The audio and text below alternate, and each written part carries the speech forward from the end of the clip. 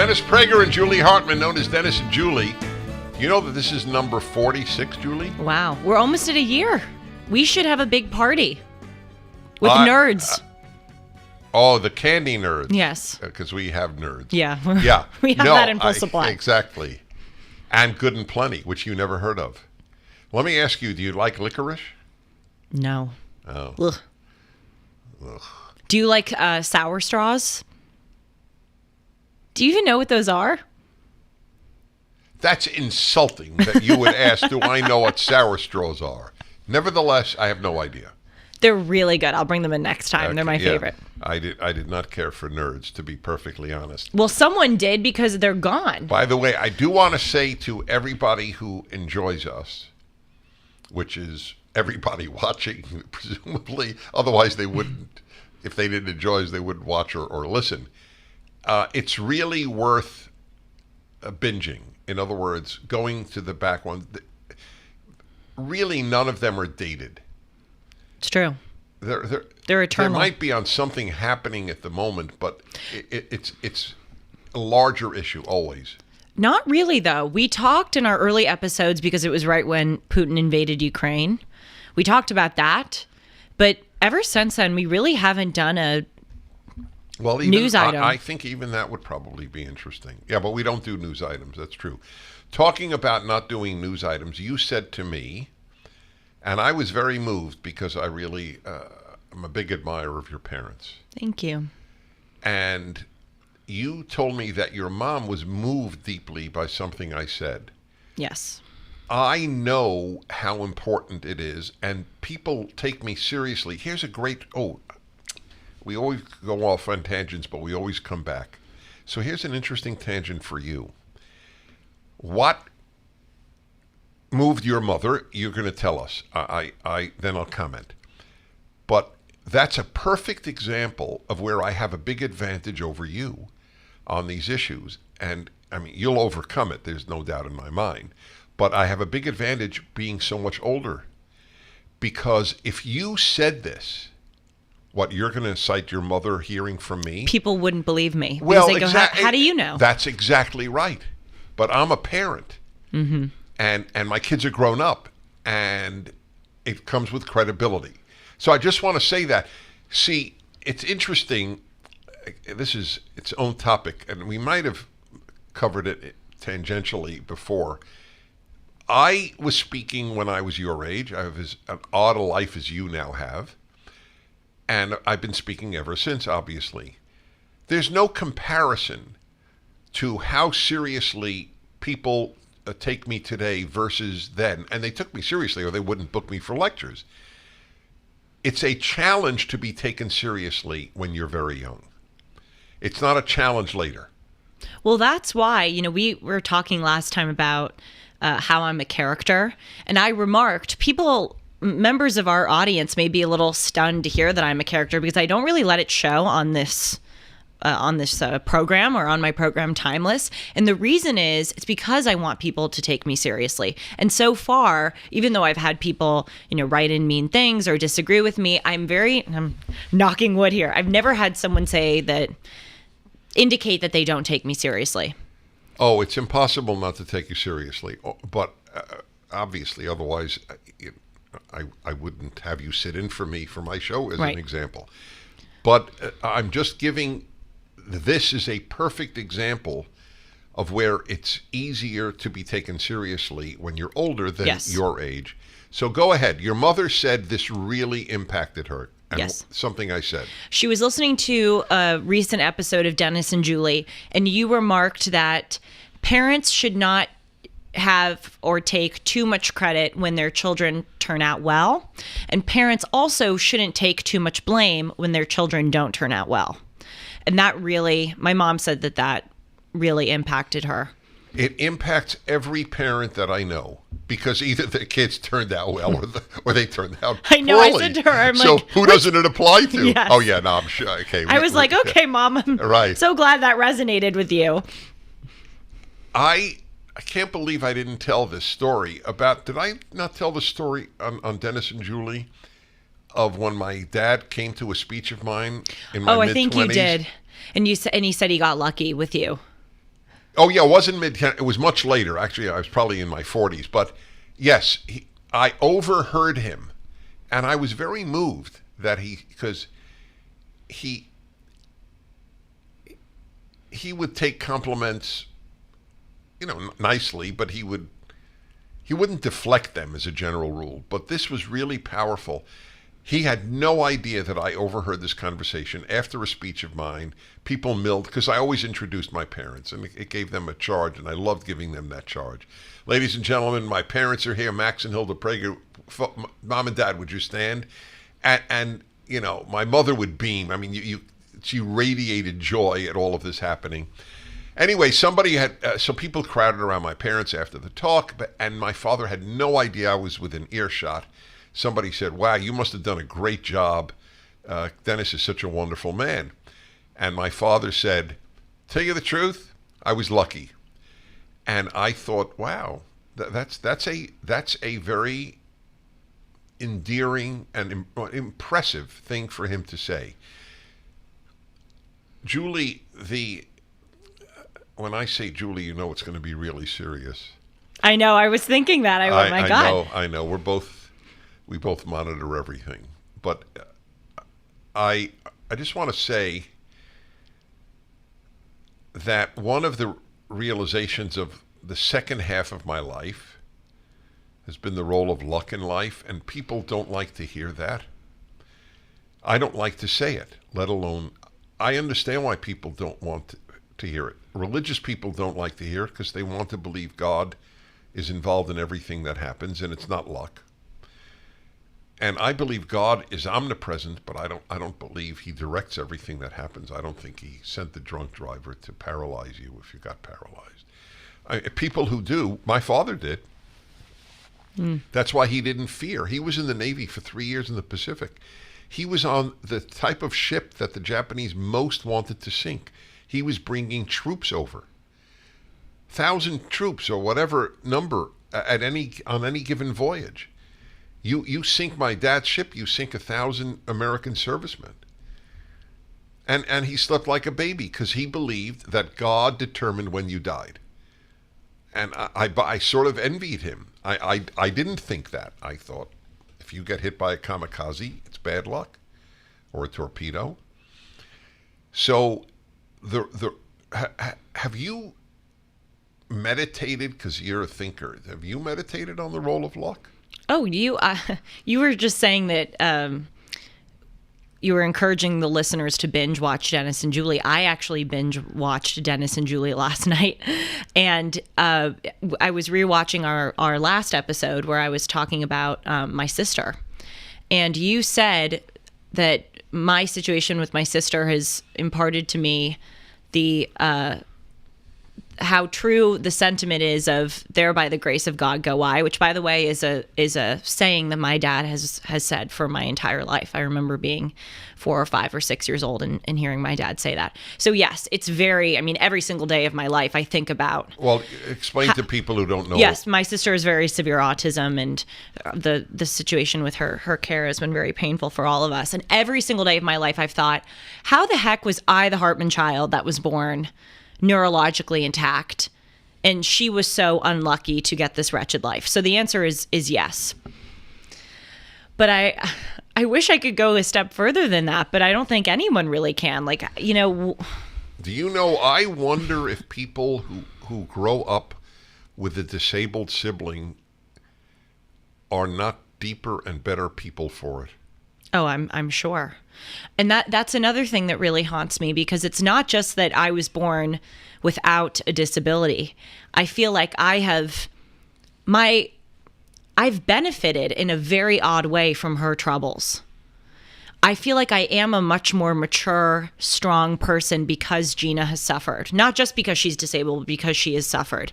And that's something that I can't figure out. Why does God let that happen? Or why is that the case? Well, okay, so do you see what I'm saying? That it goes beyond. Of course, look, I have come to some peace with that issue, and that is that there is no answer. I'm a big believer in God, and I have big questions for God. Why Gina is that way and your way? You know, there was a kid in my high school class who died in the senior year. Of what? I don't remember. Some illness. He wasn't. I don't think it was a crash or something. But even if it was a crash, I mean, look, there's no answer to that. You'll find this very interesting. A major Jewish thinker passed away in the last 2 years, and oh God, me and names. This is a perfect example because there's even a video of the two of us in dialogue. Lord, oh God, Saks, that's it. He was Rabbi Saks, and he was a major writer, major thinker. He was the chief rabbi of England. He was a member of the House of Lords, very distinguished, incredibly, I mean, you would be blown away at how well read he was. And all of a sudden, he got terminal, I think, cancer in his early 70s. And he said on a podcast, somebody asked him about God and suffering and so on, and he said he has come to an interesting conclusion. I'm using the word interesting. I don't know if he said it. He said, God must keep the answer secret, because if we understood it, we would not work to improve the world. It's such a great point. And you said it on our show a few times ago. See, I am a human recording machine. If I love that. By the way, I love that you are. Because then it's a blessing I know, and a curse. Well, for you, but for me, it's only a blessing, because then I know we have to move to a different subject. Right. No, but you said it. You said something on the show, and I think about it almost every day. You said God created doubt. Yes, that's a separate issue. Well, it's related, but it's yeah. But if God created doubt, Yes. then He created doubt not just about His existence, but about a lot of different things, or relatedly uncertainty. Right. And I agree with Rabbi Saks that uncertainty is an interesting. Oh, sorry, you go No, ahead. well, what I was going to say might be moving to yet another topic. Relatedly so, it's just we're getting off that highway for a moment, or maybe for a while. I knew how lucky I was very early, and I knew about the role of luck. And what I did with it, you'll find interesting, because I think it applies to you. I said, look, I don't know why I'm lucky. I only know that given how lucky I am, I have to use it for a better world. Mm-hmm. I find it to be fascinating the way that, because, my favorite thing to do, you say that your talk show is your human laboratory. And I know you take that into your life as well. It's not just confined to your talk show. I do too. I feel like every interaction I have with someone, I'm trying to... I know you do. I'm trying to analyze... I want everybody to know she's not exaggerating. No, I do this, and I sort of hate admitting it because it makes it almost seem like the interaction is transactional. No. You want to understand life. I want to understand all of life. One of the things I love about you. That's correct. Well, thank you. And obviously you do the same. And that's why we're so similar, among the many reasons. But when I talk to people, as I do quite often, who don't believe in God, I find that whenever we talk about this issue of luck and the disparate circumstances and gifts and abilities that so many people in the world have, they approach the topic with a kind of disgust and anger and hostility. Like, oh, the fact that this exists, this is proof that there isn't God. How could you think that there is a God when almost like it's callous for me to think that there's a God because there are such differing circumstances. Mm-hmm. And again, maybe it is because I am one of the luckiest people on earth. Like, I know that I was born into a really good situation in life, just as you were. But when I think about that subject, I don't feel a hostility and an anger. I kind of feel a sense of... Toward God, you mean?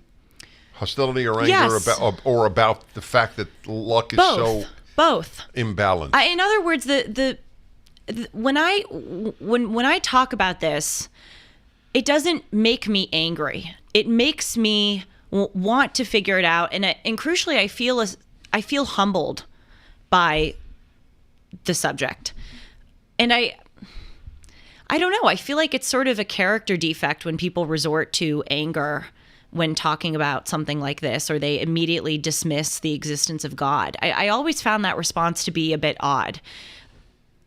Well, there are two separate reactions. Dismissing God's existence. Look, Charles Krauthammer, the great, truly one of the greatest thinkers, commentators of the last half century.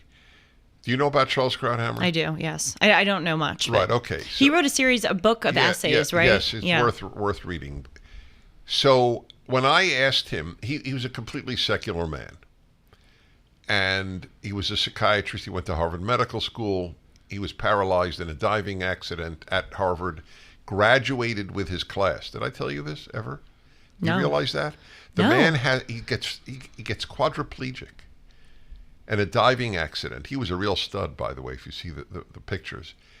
And he did not stop studying, not just didn't leave Harvard for good, or medical school. It's irrelevant that it's Harvard in this case. He stayed up with his class. He would have books projected onto the ceiling while lying on his back in the hospital. Wow. And didn't lose a semester. I mean, the guy was amazing. And anyway, I asked him in one of my number of dialogues with him, because I never asked him about politics because everybody knew his views. It's not interesting to me anyway. I know what he's going to say. I read him. I heard him. And so I asked him, I'm just curious, what do you think of atheism? And I swear to you, I had no idea what he would say. I wouldn't have been surprised if he said, well, to be honest, Dennis, I am an atheist. And he said it's the stupidest idea out there. And the guy's secular. He comes from no religious background, or at least was not in any way religious. And so there are two separate issues, being angry and dismissing God. The dismissal of God is just simple. It's a simpleton response. But you could be angry at God. You're the Jewish tradition, and it's unique in all religion, does have an element of shaking your fist at God. Do you know the story of the rabbis who put God on trial in Auschwitz? No. Oh, this will blow your mind. And Elie Wiesel actually said, I saw it. So we had a very reliable witness. So Orthodox rabbis in Auschwitz, the torture death camp, the most infamous, best known one of the Nazis, one time they put God on trial. They gave him a lawyer and they gave him a prosecutor. They put him on trial for breaking the covenant with the Jews in the Holocaust. And after, I don't know how many days of deliberation, they found him guilty. And the punchline, I get the chills when I tell the story. The punchline went as follows. God is guilty, and now it's time for the afternoon prayer. It's time to daven mincha. That was the way they put it. Mm-hmm. That's Jewish. God's guilty, and now I'm praying. Because it's very human. It's a very human religion, Judaism, interestingly. I totally understand why people are angry at God. I mean, there are many days of my life that I feel angry at God when I see the situation with my sister. I'm sure there have been circumstances in your life and everyone's lives where they feel angry. I think what you're highlighting, and the point that I was trying to say, though it wasn't particularly eloquent or clear, is that I view it as a luxury to not believe in God. I love it. That's really what I was trying to say. When people who I talk to, they think that it's the superior position to not believe in God because so many people suffer. Like, how could I believe that there's this good God because there are, so many people out there who have these wretched lives? They think that's their that's the morally superior position. But what they don't understand is, as I said, again, it is a luxury to not believe in God, because it means that your life is so good and so secure and stable that you don't need to have something greater than yourself to believe in to get you through the day or get you through the year. So it's a paradoxical thing. It's the easy way out. It is, yes. And that's what, by the way, for some people, I just want to be intellectually honest. For some people, belief in God is the easy way out. Yeah. If God is their butler. Totally. Well, yes, I mean, I don't want to complicate things, but going back to what the line that my mom loved that you said, the crucial part of it for me isn't so much the second part as the first part. Yes, it's true that you shouldn't take a lot of blame when your child doesn't end up well, but you also have to obey that first part, that you shouldn't take a lot of credit or all of the credit if your child ends up good. That first part, I think, is the greater component. And bringing it back to God, of course, now I'm forgetting what my original point was. What were we just saying? Well, the easy way out is to be an atheist. Yes. With belief in God, you shouldn't. There are two sides too. You shouldn't. If you believe in God, you shouldn't. That doesn't mean that you should not question Him. You shouldn't take the easy way out if you believe in God. The two of us believe in God, but we have to continuously question and challenge it. You and I were raised, and here I do give our parents credit, even though they may have gone too far in either of our cases or both, doesn't matter. I was taught never take the easy way out. Yes, there's a trap in it. Yes, that's a good way of putting it. I never heard it that way. Was that the way your parents would say it, or you're saying it? I just say there's a trap in it. There's a trap. That's exactly right. It doesn't work. There is no such thing as the easy way out. It doesn't exist. I know. What is the easy way out of raising a child? What is the easy way out of writing a book? What is the easy way out of going to work every day? Well, there is no easy way out.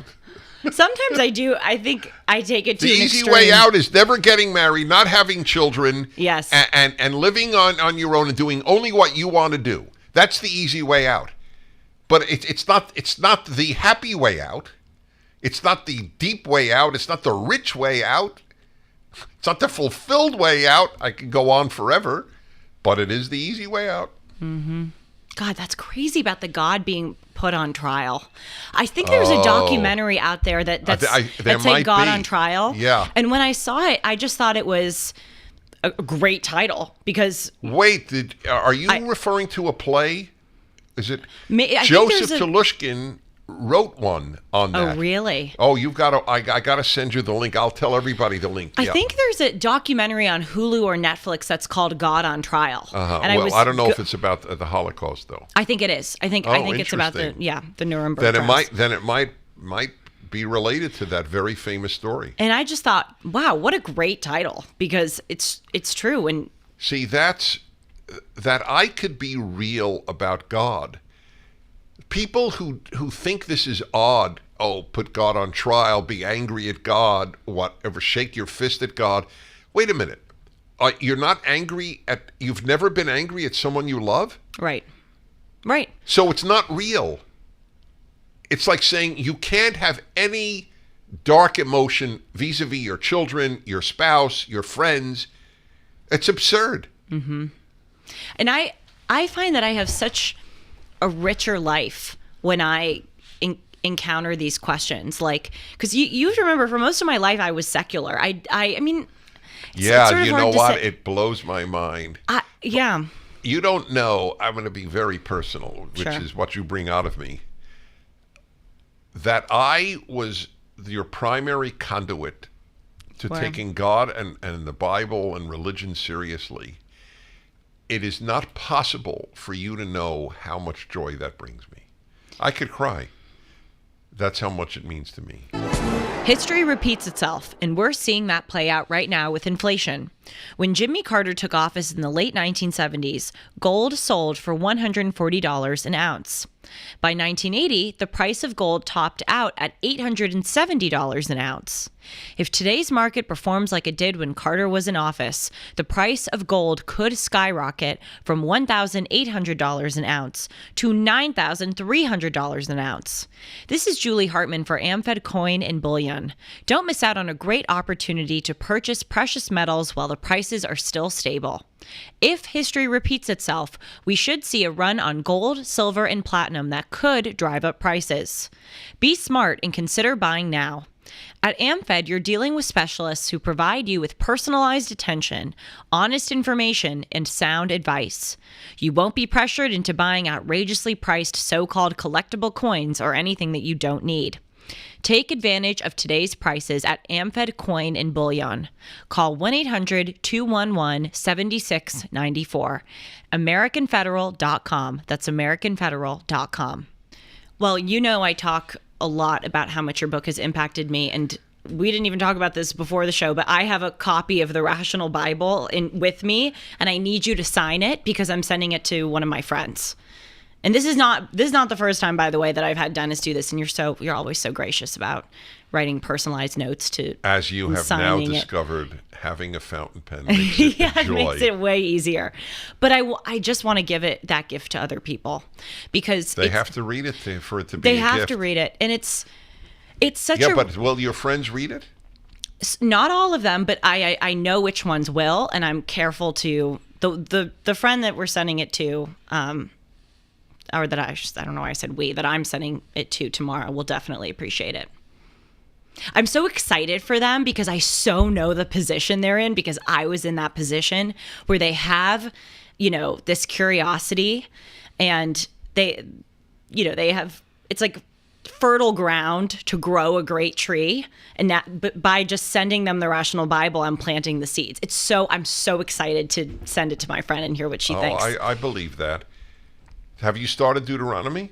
No, I'm sorry. I've been sorry. Oh, I've been rereading Exodus because I have this thing. I have to know it back and front. Right. Really no, that's fine. it. I'm just curious because I can't wait for your reaction to Deuteronomy. Because there's got to be a voice in you thinking, what else does he have to say? I know. And then there's numbers. By the way, there's a voice in me that says that. Did I tell you my reaction when I got Deuteronomy in the mail? The actual you said you copy? I wrote that? No, when did I write it? Oh. Yeah. When did I write it? Yeah, so this is interesting because not to compliment myself, but I have not found yet that I run out of ideas. When you won't. I know your mind. We have similar minds. But you are like... I'm an idea factory. That's what I've always thought. You know how I relate it? And for people watching or listening, this is not a brag because this is a gift. I feel like they must think we're so hot-headed I could live with it. I know what I have to battle in my life, and I know what gifts were given. I don't take credit for this. So I want to make that clear. But I remember Schubert, one of my favorite classical composers. And Schubert was known for haunting melodies. The guy was a melody machine. And he was asked, how do you come up with this? And he says, they just come into my head. And I thought, that's me and ideas. You don't have 1,000 columns out there. I know, and you just keep going and going. Thank God. Thank you. So it's... I do believe this. This is not one of these we're all special. I can't stand that language. We're all special. But I do believe everyone has a gift. I have never met a person who didn't. The issue is, do you use it? Mm-hmm. If I get credit, it's for using the gift. But the gift is a gift. I was thinking about it. I have a personal trainer for 5 years. So I realized in talking to her just in the last session that she has a gift in the way she relates to clients, in picking up what you did wrong. If you taught me physical medicine or whatever, kinesiology, I think is the term. I have no gifts in that arena. She knows every aspect of why I did any given exercise wrong. Your feet were not in the right place. You leaned over to the right. I mean, you couldn't figure that out. No. I couldn't figure that out. That's a gift. Now, she's cultivated it. I've cultivated gifts. You have. But it's a gift. The interesting thing I have debated, and I don't have an answer to, is I'm going to raise this on my Human Laboratory, my talk show. Do you have a gift, but you were not interested in using it? See, it's a very good question. Isn't it a good question? Well, I have a response to it, and for me, it's swimming. Even though I did use it, I from a very young age, it was clear that I was. I feel like I'm just complimenting myself. I feel really bad about it, but it is true in this arena. Right. I just want everybody to know you spend most of your time knocking yourself. Oh yes. Okay, just for the record. Okay. Yes, just for the record, you have no idea. Constantly knocking myself, but it was very clear from a young age that I was a exceptionally gifted swimmer, and I mean, I stuck with it because I had this idea that I needed to maximize my potential, and if I was given this gift, I should use it. But if at any moment I could have quit, I would have. All right, so that would be a good example. You had a gift and you had no real intention of using it. Yes, there was a time when I was young where I was just like, I know I have this gift and maybe I should be, maximizing my potential, but I don't want it. For the record, I don't have that gift. I don't find swimming pleasurable, to be honest. It's really not. I find it in the ocean but to be pleasurable. By the way, oh, really? Yeah. Oh, I think it's fun. Well, just being in the ocean, I think is fun. I believe. Have you ever been snorkeling? Yeah. Oh, you have no idea how often. I don't know why the image of you snorkeling. Oh, I have snorkeled around the world. I've snorkeled in the South Pacific. I have snorkeled in the Maldives. Do you like it? The only thing I like, and it's obviously the only reason you do it, is when you are at a coral reef that is gorgeous. Oh my, it's amazing. It is beyond belief. And that makes you believe in God. I got to say, seeing. No, the fish when they come over to you and how colorful they are, and the reefs themselves, they're astonishing. So just for your, do you like snorkeling? Love it. Okay, so you must talk to Alan. Alan would snorkel in a bathtub if he could. Alan? Yes, Alan. Everywhere we have gone, and he's gone on virtually every one of my cruises with listeners, he has snorkeled.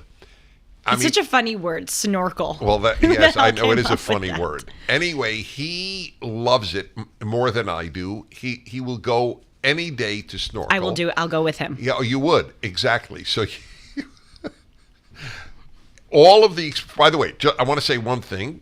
The greatest snorkeling in the world, I believe, is in the Maldives, in case you ever get a chance to go there. Okay. It's right off India, the southwest coast off India. So we were in Australia once, more than once, but we were in Australia, and we went snorkeling at some body of water that had obviously, theoretically, a lot of colorful fish. I didn't want to go as soon as I heard the following.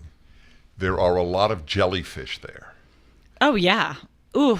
Jellyfish are a curse. I mean, you do not want to have... they don't bite. They have their tentacles, which sting you terribly. And they're not easily seen because they're transparent. And I'm thinking... why would I want to go to a jellyfish-infested place and snorkel? But if I didn't go, I would have been the guy sitting on the boat or sitting on the shore like some nerd. So not only did I go, but I went in a wetsuit. Now, yes, you're allowed to laugh. We got to get a picture of this. Well, I think there might be. I've tried to delete all of them. me, 6'4", 265 pounds in a wetsuit, is a sight. And with the the snorkel, right? Oh, God. Anyway, I didn't take the easy way out, Sean says. That's right, Sean. In a certain sense, I did, because it would have been harder to have been embarrassed not to go with everybody else. Anyway, Sue go? Yes, Sue went. I deeply regret having gone. Oh, no. Because I was not, thank God, stung by. I spent the entire time looking for jellyfish. I don't even know why we went. The water was dark. It was the opposite of a great snorkeling experience. But I also got seasick on this boat going. This little boat. The whole experience was disgusting. Oh, no. Okay. Anyway, you mentioned the joy of snorkeling. That was unlike swimming, it's not swimming snorkeling. You basically lie face down. I get horrible seasickness too, by the way. Oh, that is one of the worst feelings in the world. Oh, I'm sure kidney stones are worse. Correct. I'm sure childbirth is worse. Right, but it's up there. You're entirely right. Yet I love cruising because these ships, they're so big. I mean, some people get seasick, but it's little fishing boats I can't handle. This goes like that. So I love this question. Is there a gift that you have that you don't want to use? Do you know anyone that you've observed in your life for whom that may be true? Or no, yeah, because if they didn't use it, how would I know that they even had that gift? True.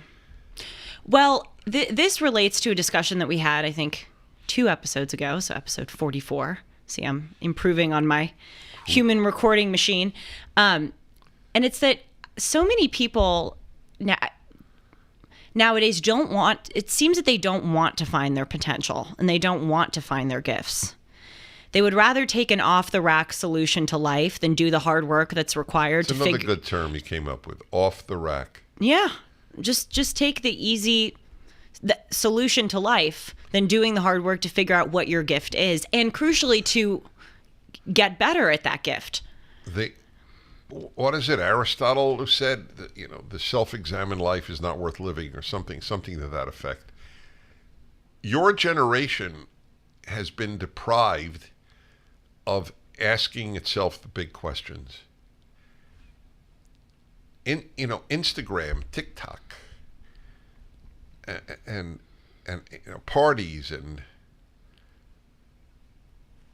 demonstrating against global warming. I mean, when you think about it, there's such little introspection in your generation. I don't blame your generation. I mean, I blame my generation more than yours. Right. Well, we haven't had examples of people with full, robust personalities. That's why among many reasons, that's why you're so important to me in my life. I mean, I'm lucky. I have great parents and I've had some other good role models, but you are really a shining example of someone who appreciates all of life and tries to have as I said, full, robust, vibrant personality. A lot of people are shadows of who they could be. Most people, and the thing I said to you off the air, and I wanted to bring that up, but I don't know. I don't look. We don't hide anything. Basically. We really don't. It's really mind blowing. It's sort of like a diary. This show, this podcast. So you were debating whether to come back here to LA, where you're from, and be where you're from with your family and with me and my family and really a whole world that I have here, you've become a part of, for example, Shabbat dinners. And even though you're not Jewish, I might add, it doesn't matter. We have a contingent of non-Jews every Shabbat dinner who love it. So your tear was New York, because so many young people are in New York. And you thought, probably correctly, you would have more chance of interaction with your age group in New York. And then, but I said to you right before our podcast, I said to you, I think, because I think about you, and I think about your situation. And while that is true, it wouldn't have mattered, because you wouldn't have found almost any kindred spirits in New York with your peer group. We did talk about that. In any event, they're pursuing, high finance, not Right. living life.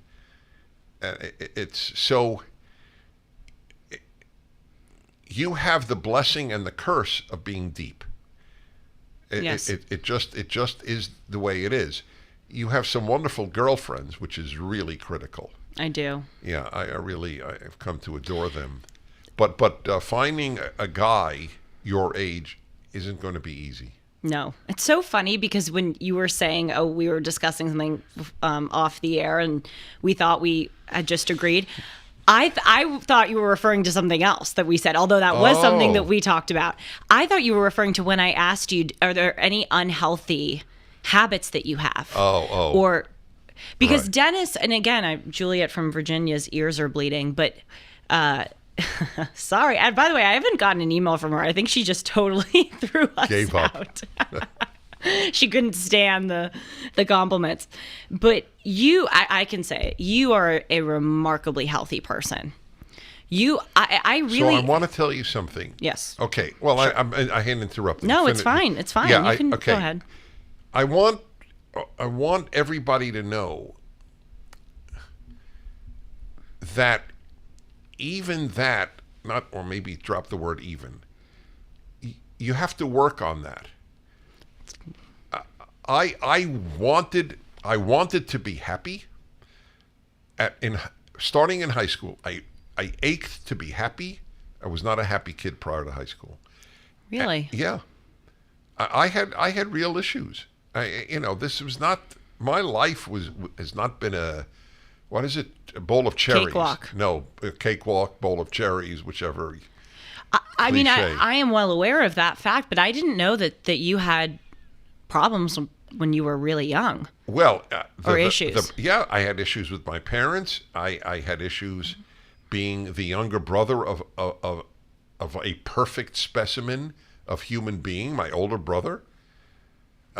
In fact, I was with my older brother in New York. Sue and I went to visit him. His wife was unfortunately not well that night, so he came to the dinner. I don't see him often, unfortunately. We live on different coasts and harder for him to travel because of his wife is not well. But anyway, so I said to him, Kenny, I'm going to be writing my autobiography after I finish the Torah commentary. And so I got to ask you something. I'd like to ask you some questions. I want other voices in my autobiography. And nobody living knows me as long as my brother, obviously. So I say, did you think I was a loser when I was a young kid? He had every reason to think I was a loser.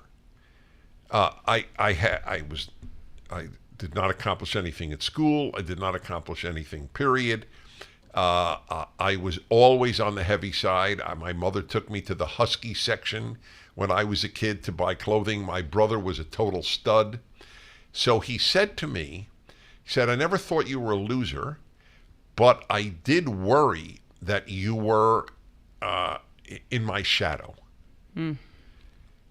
So that one of the teachers at our elementary school looked at me one day and said outright, which was very stupid of the man to say, but he did, "Why can't you be like your brother?" And I walked around sort of thinking, no, that's what people think of me. Okay, I didn't get depressed, but I wasn't that happy. I didn't have particularly warm relationship with my parents. I did later in life, but I didn't then. Anyway, I'm not complaining one iota. I'm not complaining. People shouldn't think, which they tend to. It's like when an unhappy person meets a happy person, they think, oh, they've had an easy life. Yes, it's is so true. Yeah, right. So, and same with a healthy person. Oh, He's just lucky. I am lucky, but I worked on this. I wanted to be happy, and I wanted to be healthy. That's what I was going to say. You don't have a lot of dysfunction, really. Right. I mean, yep. in many ways, you're not professionally dysfunctional. You're not personally dysfunctional. Like you're so rarely not dysfunctional. Right. So it's very touching to me. You said that. I called up my first daughter-in-law before I got my second daughter-in-law. I don't know. I called her. I don't know if I guess it was a telephone call, or it might have been in person. It doesn't matter. But I said to her, "I just want you to know. I was thinking about this, Miriam, and I want you to know. I have one major aim vis-a-vis you. I want to be easy in your life. Everybody has issues, especially raising 4 kids as she is, her 2, and the 2 with my son. And I don't want to add in any way to your burden in life, which it's easy for a parent or a parent-in-law to do. Right. Add burdens to their kids or kids-in-law's life. So I actually have developed this into a theory on life. That one of your goals in life, you should try to be a decent person, but one of your 5 or even 3 biggest goals should be to be easy. It's a huge thing. Well, I'm saying that, you're such an easy person to have a relationship with because I know that you've worked on it. And I'm trying right now to, I hope I'm naturally an easy person to have a relationship with, but I even find when I'm moody sometimes, I'm trying to knock myself. Right. From my perspective, you're very easy to have a relationship with. I want to get that one on the record, I'm sure. I can whip that out when it's useful. My sister or parents ever go, "You're being so moody." I'll be like, "Well, Dennis thinks I'm easy." Yeah, you tell him. But the Unexamined Life. Sean is telling me. Socrates. It's Socrates. Was it Socrates? Yes, okay. The unexamined life is not worth living. You said the examined life, but we all know. Wait, did I say the examined life is not worth living? This is going to be like the almond fight. Did I say that? I think you did. The examined life is not worth living? I think he did. Is not worth living? I think you did say that. I really blew that. Why did you correct me? Well, I didn't want to interrupt you. I'm trying to be more conscious of interrupting. You're not that easy. But see, actually it proves my point because in every way right now, and I've said this on the show, I'm trying to just steer myself well in life. I'm trying to be a healthy, easy person. I'm trying to get rid of my moodiness. But another thing is I'm trying to reduce my habit of, I think I interrupt you too often on this No, on you this don't. show. If anything, I interrupt you too often, but I don't think either of us does it too often. You are, by the way, because I'm so used to dialoguing, and with listeners, you are remarkable. I know this is really praise day. I feel bad. I'll have to insult you, or you'll have to insult me. We can get to insults. Yeah, but I don't think you ever interrupt me. In fact, happy to hear it. Literally ever. And to your credit, as soon as you see me inhale to say something, I shut up. Yes. And a lot of people keep talking, not picking up on the fact that the other person wants to say something. Well, it sounds contradictory because I'm about to start the sentence with I, but one of the things that I am also trying to work on is I think there's such a unfortunately valid stereotype among people my age that we are narcissists and we bring everything back to ourselves. So I try really hard to be aware of that. And because I find when the worst thing is being in a discussion and the other person just cannot wait till you're done so that they can talk about themselves. It's not right, or not react to what you said. Yes, or just go off on a completely different exit ramp. I don't know if it's something that I really have to work on because I think I am naturally certainly with you, I never think, oh God, I want him to be done talking so that I can cut in. But I'm trying in every way. Again, I think this, just to bring it full circle back to this point that we're talking about, is that you were not born being completely healthy or easy to have a relationship with. You have worked hard at being healthy. And it's what you said earlier. When people are happy or when people are healthy, there's this perception that, oh, they must have had it so easy in life, or, oh, it's something that they were born with. That is not true. Every single thing in life requires hard work, including being happy and being healthy. Period. Yes. That's right. And so that's why I'm so militant with myself in every way, trying to steer myself, because I know maybe later in life, if I'm a, happy, healthy person, people are going to think it came easy to me. But I can tell you right now, as I'm going through the hard work, it's not easy. And you have struggles that I didn't have. Right. You could be unhappy. Yes. Is that fair to say? Yeah. I mean, yes and no. I mean, not chronically, but yes, I could. Certainly, you could be a roller coaster. I'd like to introduce you to Monorail, America's investment app that takes you from where you are to where you want to be. Monorail is an investment and savings app that is made for patriots by patriots. It doesn't matter whether you're an Apple fan or if you prefer Android. Monorail is available in both environments and online at monorail.com. Monorail is safer for users with bank-level encryption and biometrics. Your money is protected with Monorail through the Securities Investor Protection Corporation and the FDIC. No matter how you engage with Monorail, you're getting the security and safety that you need, whether you're adding funds to your investment account, looking to buy a stock, or putting money aside for future purchases. With Monorail, you can put your money where it matters and utilize the economic power that built this country. Don't go somewhere else to trade stocks. Monorail gives you the freedom to purchase whole or fractional shares in companies that you believe in. It only takes 5 minutes to download the app and to set it up. Join the pro-America money movement. Join Monorail. So I want to ask you now what I asked you off air, and I don't really know if you gave me an answer. Maybe there isn't one. Am I wrong? Are there things that you do that are unhealthy, or do you feel like there's a personality trait that you would identify as unhealthy? I have an interesting answer from Sue, who said to me early on in our relationship, and we're together now 18 years, so, not a little time. And she said, you, Dennis, have no black boxes. And she introduced me to a very important theme in life. What's a black box? An opaque area of life in a person in which lurks unhealthy stuff and may come out and probably will one day. Am I clear? So Sue is saying you don't have that. I don't have, yes. Well, that's why. Why don't I? Mm-hmm. Well, for one thing, I believe in transparency. When I feel that I don't know everything about somebody, I'm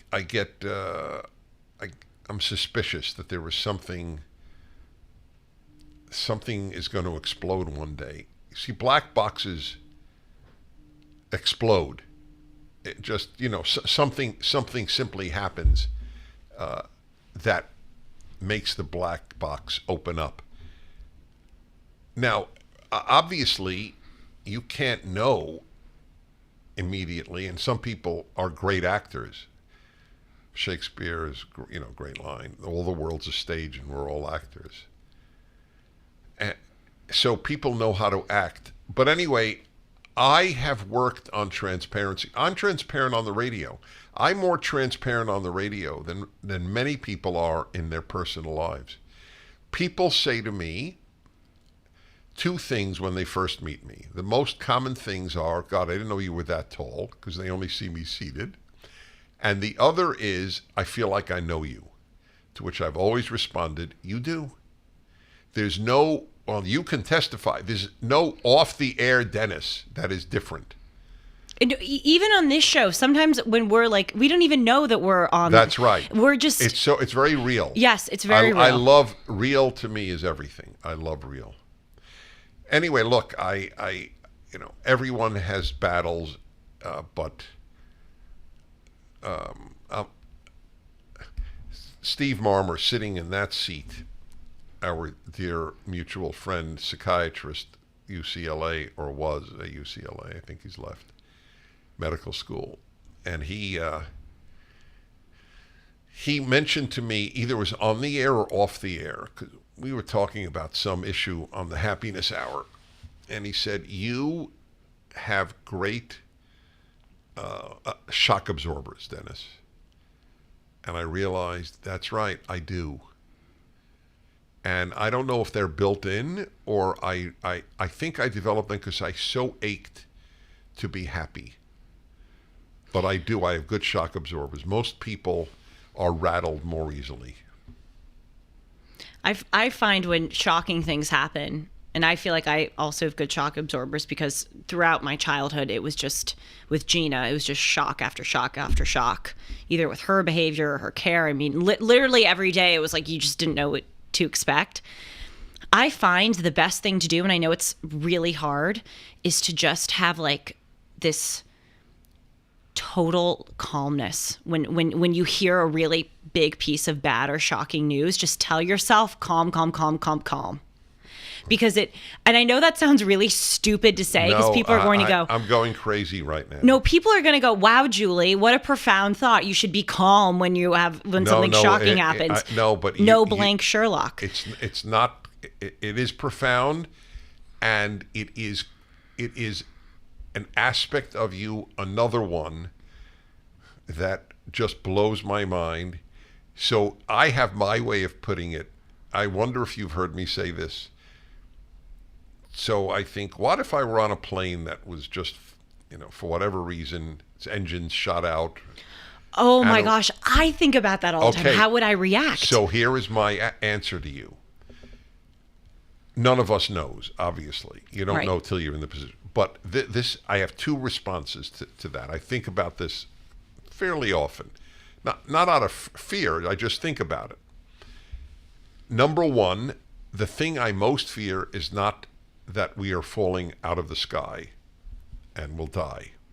The thing I most fear is people screaming and panicking.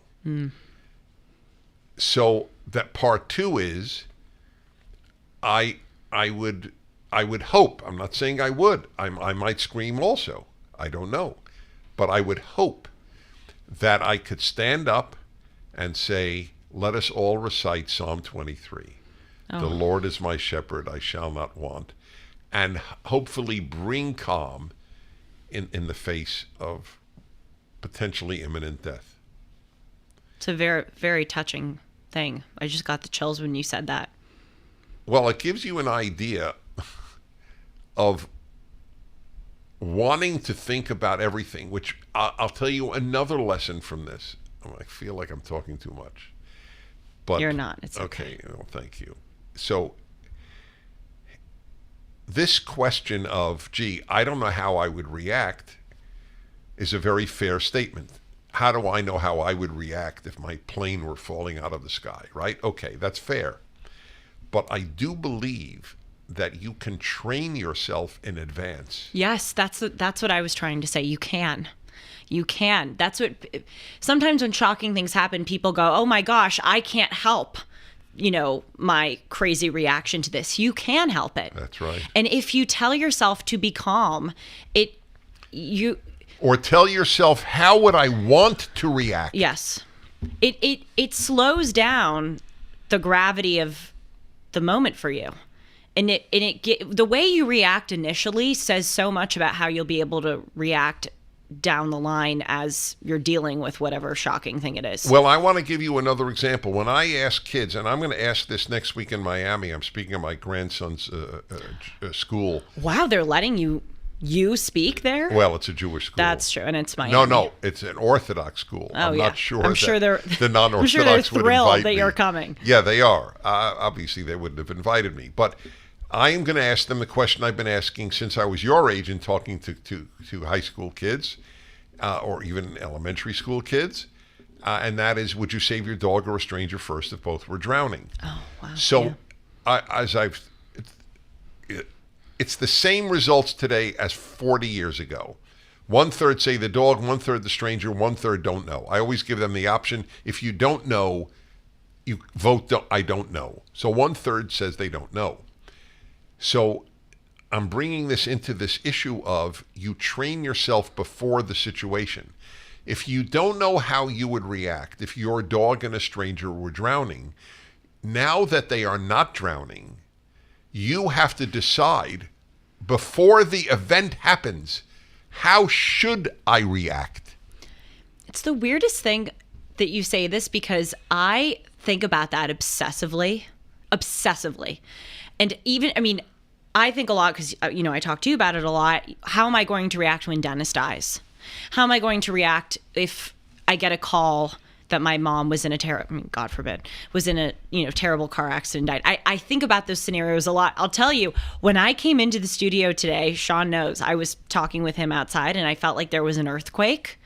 And it was because I was going up in the elevator to come to this floor. And I thought, okay, Julie, if there's an earthquake today and the ceilings fall in and, everything turns into mayhem, how are you going to react? I obsessively think about these scenarios all the time. Even just like right now, what if even like when the moment doesn't call for it, I'll go into a restaurant and I'll be like, what if a shooter walked in? How would you react? So now, to give you an idea of how unique what we're doing with this podcast in general today as well, how open you force, and I'm open anyway, but you ask, how will you react when I die? I ask, how will I react when I die? I want to die gracefully. You mean when you're near death? Yes, when I'm near death. I don't want to be pitiful. That's a big thought in my mind. Now, just for the record, my father died at 96, my mother at 89. So I still have a while here if genes are important. I also have everything going for me health-wise. I have a lot of friends. I have a community. I have a religious life. And everyone, even secular scientists, acknowledge the staggering importance of, I even have pets. They say if you rub a dog regularly, I'm not kidding. Not Coco. Coco doesn't let me. Yes. And Dennis has this rescue dog who, I'm sorry, is kind of a demon. Cuckoo. I call her Cuckoo. Call her yes. Cuckoo. She is But Cuckoo. the other two, Otto and Snoopy, who are worldwide renown, I do rub. But anyway, look, I could get cancer tomorrow. I'm totally aware of that. But that's true for you. I mean, one could get cancer tomorrow at any age. It's not more, I don't know if it's more likely. It's an interesting question. At my age, you're more likely to get cancer than at 50 or 30. I don't know. I mean, my aunt died at 34 or whatever of cancer. Sue's sister died at around 34 of cancer. I mean, that's two immediate families. I'm interested to know at what age, and certainly it varies for people depending on their circumstances or, genetic history. At what age generally do people start to think about their own deaths? Because you just said, I think about, how I want to react when I'm near death. That's not when I go through my scenarios, shooter Correct. in a restaurant, earthquake, Yes, I'm yes. not thinking about my own death. When does it shift? That is the great blessing of being young. You just don't think about it. And if you do, it doesn't seem real. Yeah. You'll die intellectually. You're out of your mind if you don't know you'll die. But you don't know it in your gut. It seems so far off as to almost be it won't happen. But as you get older, and I would say the magic, I don't know, different people have a different magic age, so I can't answer for the exact age, but the risk of cancer does increase as you age. There you go. That's charming. Thank you for telling me. And I know this is such a bad thing to make a joke about, but on the show I didn't know the name. I now know that a cancer doctor is an oncologist. Oncologist. That's what I said. Right. The How fact, do you you know pronounce what? it? The- Oncologist. right. The fact that you don't know is a I blessing. know. It's such a bad thing to make a joke about. But either way, but I know that. No, When it's just because I got I the know name wrong a nothing few about times ago. cancer because it didn't hit in any way directly into my life. Right. So when did it? What age do you have to? Do you know your own mortality? That you're asking that too, Sean? Oh yeah, no, we're well aware. Yeah. So Do you think this just popped into my mind as you were analyzing how we don't think that it's real at my Correct. age that we're going to die? Do you think we'd be better off if we contemplated our deaths Yes. more? absolutely. I think so too. Yeah, of It's course. a very interesting point. It is a very interesting point, and I certainly thought about it. There was never a time in my life when I thought it can't happen to me. I'm too young. I'm too healthy. God is protecting me. There was never a minute in my life when I thought I couldn't die. Well, I want to make clear, otherwise I'll sound like a sicko. I didn't think I would. right. Okay. No, I understand. So I am rereading, I should say, this biography on Martin Luther that Eric Metaxas wrote.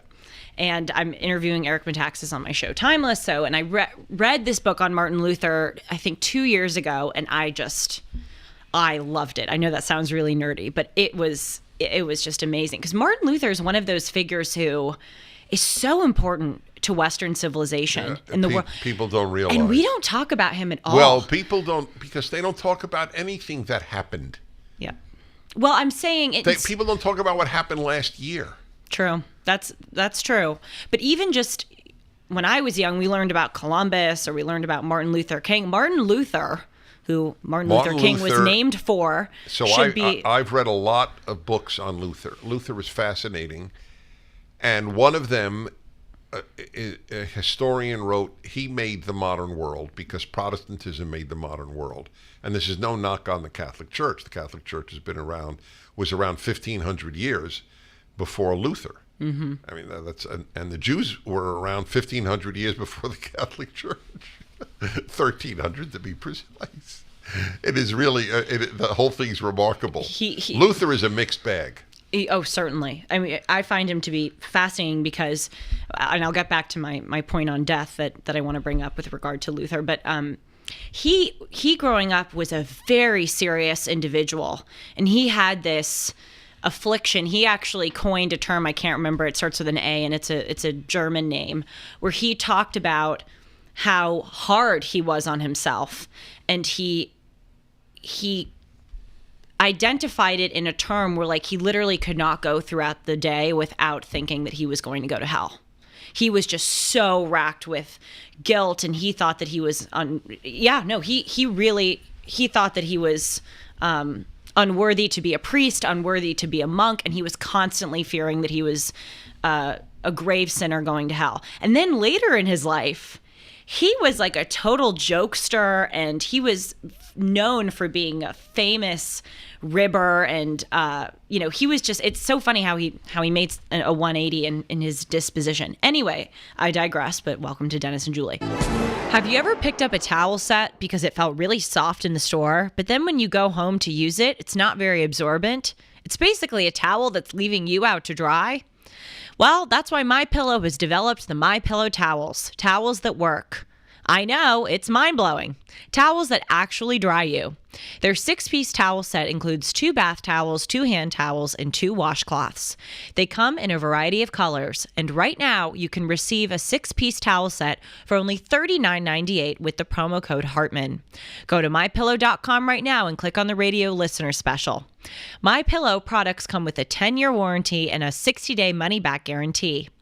To receive this great offer on the 6-piece set off of MyPillow towels, just go to MyPillow.com and click on the radio listener square and enter the promo code Hartman, or call 1-800-761-6302.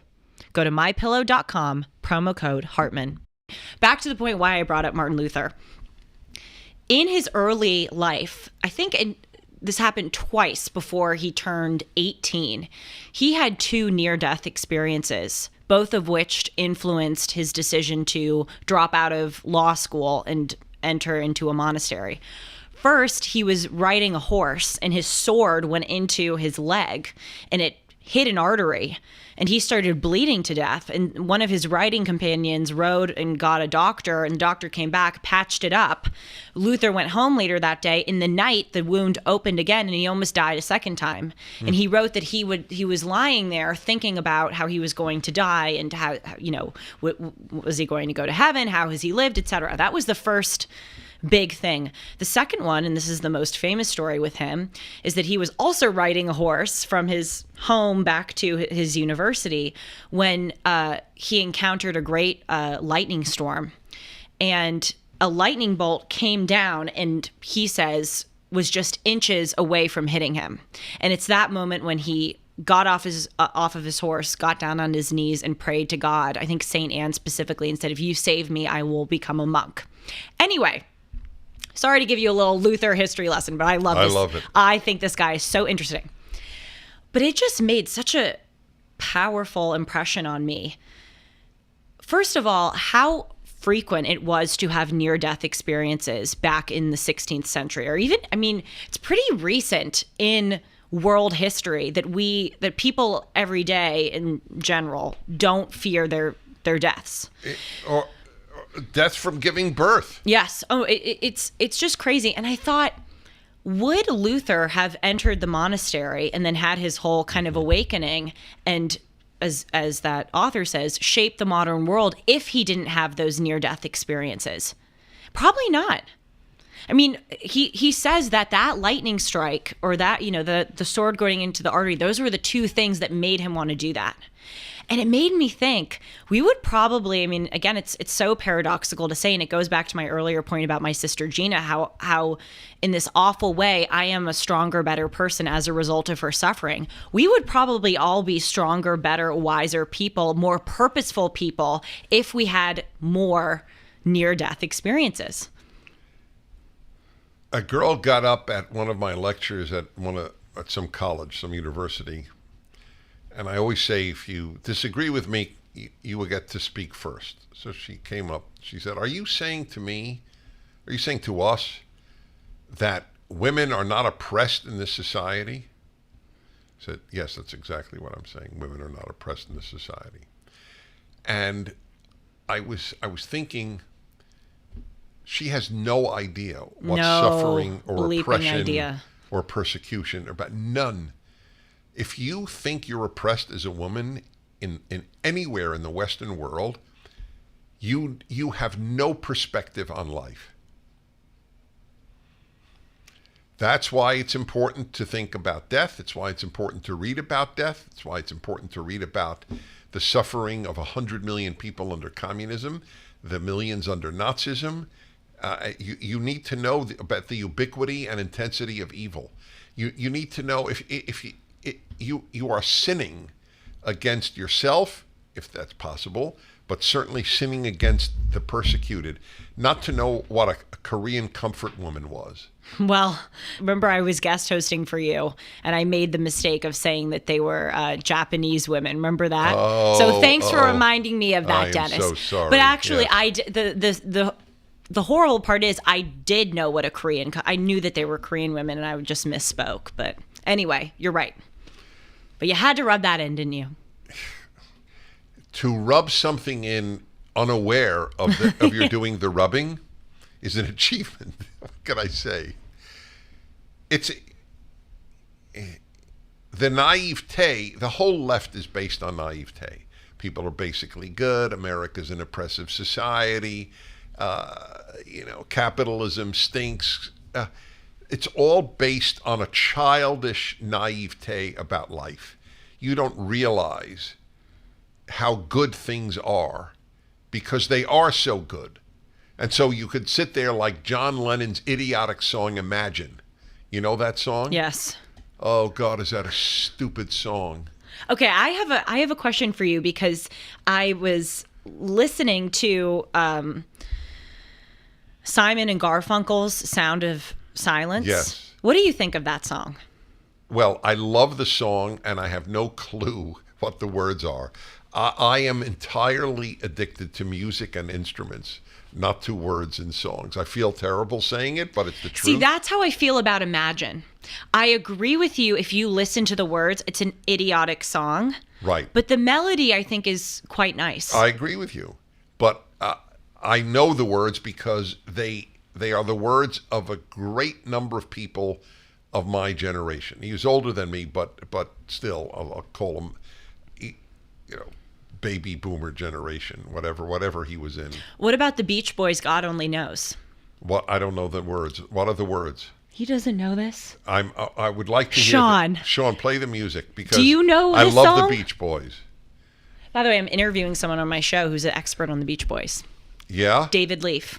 They were fantastic. By the way, one of their songs is the theme song of For Goodness Sake, my first video. Oh, you have to tell the story of the astounding amount of self-control you exhibited in that. Not now, but I you're right. All right, let's hear it. Oh, of course I know this. I just didn't know the words. Their music is fantastic. Oh, I love this song. I want it at my wedding.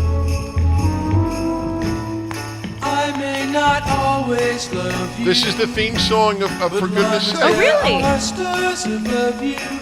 have the chills. We're getting to the refrain, right? Yes. I'll Oh, I make don't know you the so words. Hold on. sure about it. God only knows what I'd be without you. If you should ever leave me, well, life would still go on, believe me. The world they're will beautiful show words. nothing to me. So what good would living do me? God only knows what I'd be without you. Yeah, that's great. Yeah, I don't know if that's.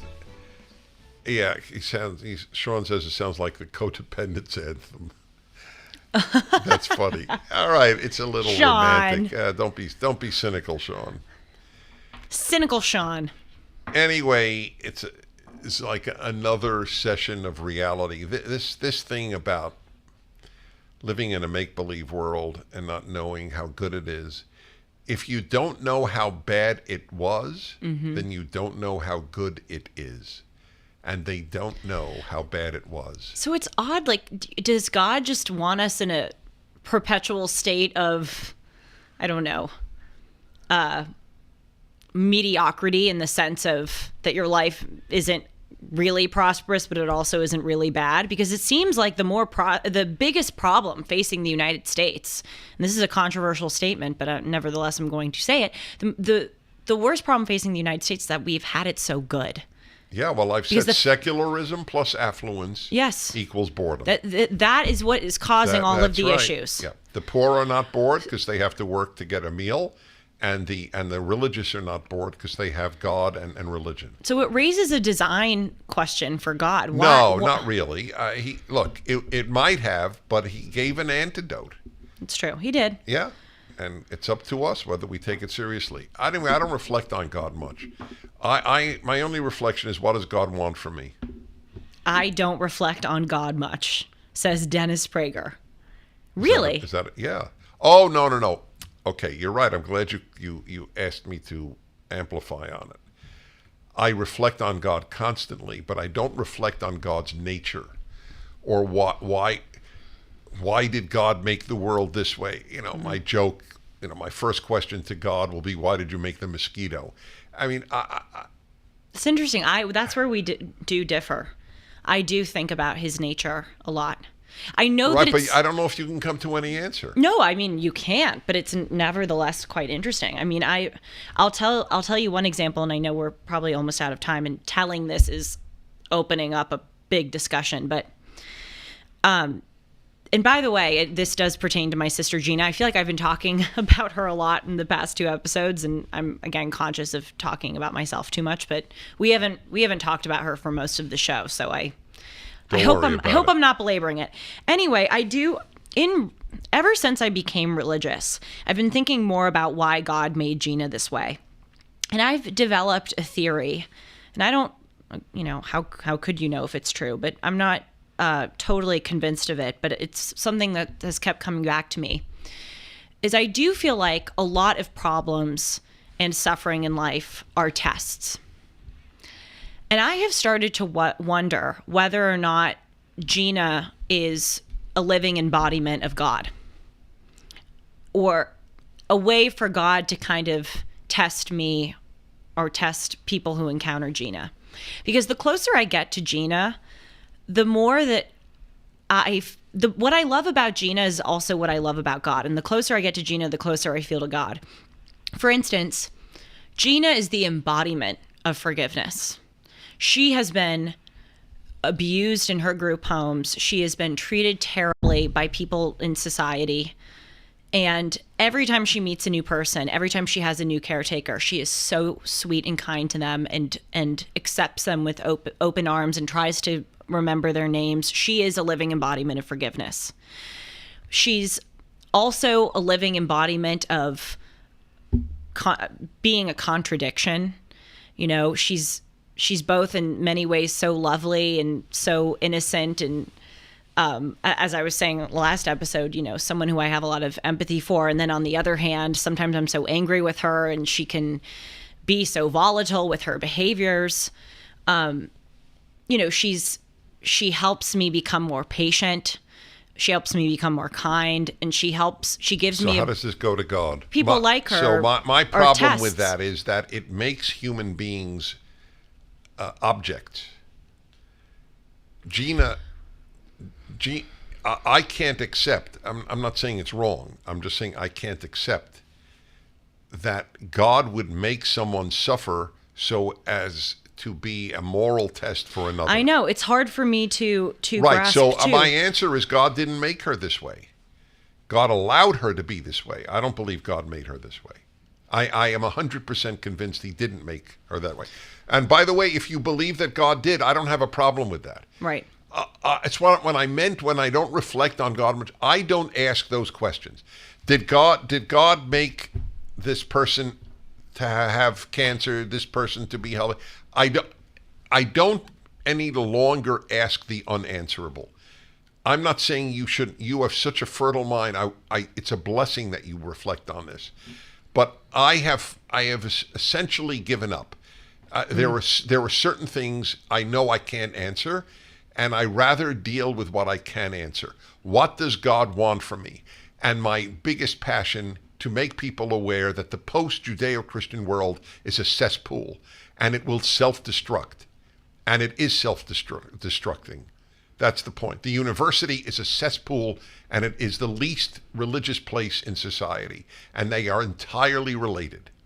There is no wisdom in a secular institution. I know you've heard me say this 100 times. I'll say it another 100, hopefully another 1,000, because I want to be here for a long time. I'm having a great time.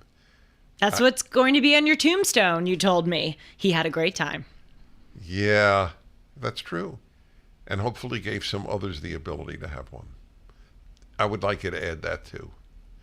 Anyway, it's not imminent. Thank God. I mean, I hope and pray not. I know. But again, I think about how I would handle it. Yeah. But anyway, I do think about God's nature, and obviously my sister's the reason. But okay. I agree. More generally, I think about what He wants of us. That's what matters. This was a good one. Yes, it was. We were kind of all over the place today, but I don't think that's so. It was all generically related, but it doesn't matter. It was good stuff. I don't mean that as a criticism. I think it's a fun thing that we go off these exit ramps. You can email me at julie@julie-hartman.com, and I am much better at responding. So please keep emailing me. I love hearing from you, and I'm deeply moved by many of your messages. And you can follow us. Dennis, this is a good quiz. What is our Instagram handle? Do you know? What did she just ask me? Do you know our Twitter handle? This is what you've got to memorize this. So You're right. My wife is very annoyed at me for not knowing Twitter. It's at Dennis Julie Pod. I say it every damn show. At Dennis Julie Pod. Of course, I was waiting for you. And what's to our say Facebook name? Our Facebook name is Coca-Cola Should Not Be Drunk That Often. We're never going to get followers this way. Just a bit outside. What? Both reactions were perfect. What? Just What did a Sean bit say? outside.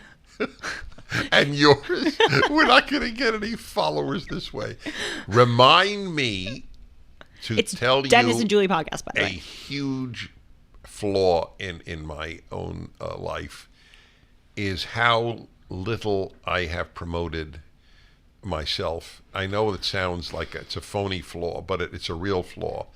I And am the same way. But you're not. No, I am. I am Oh, well, bad you're- at social well- media. People my age, if you look at Amala is so good with social media. She's always posting. I'm like a delinquent and negligent. But I have an interesting reason why in my case. Why? Ah, On the next, Dennis and Julie. exactly. By the way, she is into fountain pens, ladies and gentlemen, a source of enormous kidnapping joy one. in my life. See you next week. Shalom.